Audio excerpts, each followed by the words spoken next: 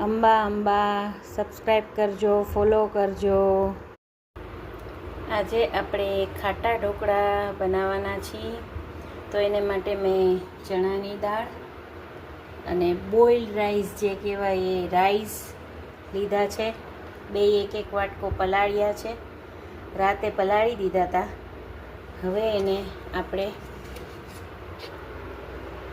મિક્સચરમાં પીસીશું. આથો માટે પાછા એને 5-6 કલાક પીસીને રાખીશું. થોડી મારી પાસે ખાટી છાશ છે. આ ખાટી છાશથી હું પીસીશ. એટલે ખાટી છાશ અડધો કપ જ લેવાનો, એટલે શું ખટાશ આવી જાય એમાં.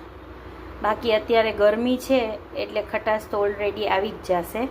પણ આ ખટાશ માટે આપણે અડધો વાટકો કે અડધો કપ એડ કરીશું પીસવામાં. જો તમારે આદું અને મરચાં અત્યારે જ એડ કરી દેવા હોય તો સાથે સાથે જ પીસાઈ જશે. અલગથી પીસવા નહીં પડે. અને અલગથી કરી અને જ્યારે તમારે ઢોકળા મૂકવા ટાઈમે એડ કરવા હોય તો ત્યારે એડ કરીશું. અને છાશ પણ એડ કરી દીધી.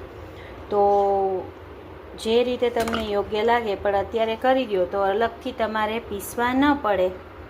થોડીક તીખાશ આવી જશે એટલે એ પ્રમાણે ઓછા નાખવાના મરચાં. હવે આપણે આ દાળ અને ચોખા બે આપણા દળાઈ ગયા છે.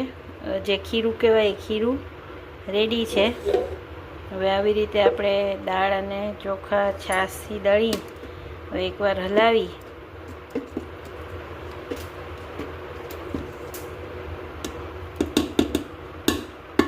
લાઈવ ઢોકળા જે કહીએ ને એ આપણે બનાવીએ છીએ. એટલે હલાવી અને ઢાંકી ડબ્બો છે મારે. હવે આને આપણે 5 થી 6 કલાક આથા સારું રાખી દઈશું. અને સાંજે આપણે આ લાઈવ ઢોકળા બનાવીશું. હવે 6 થી 8 કલાક થઈ ગયા અને આપણે આ આથો આવી ગયો છે. જો હવે એમાં આપણે હળદર,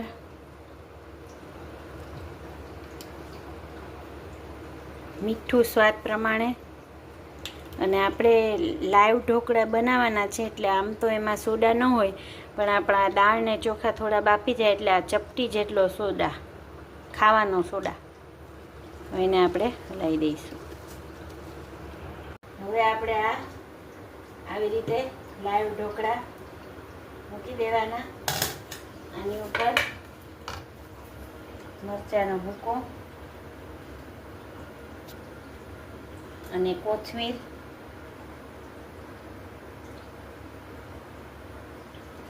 પાણી ગરમ થઈ ગયું છે, આમાં આપણે મૂકી દઈએ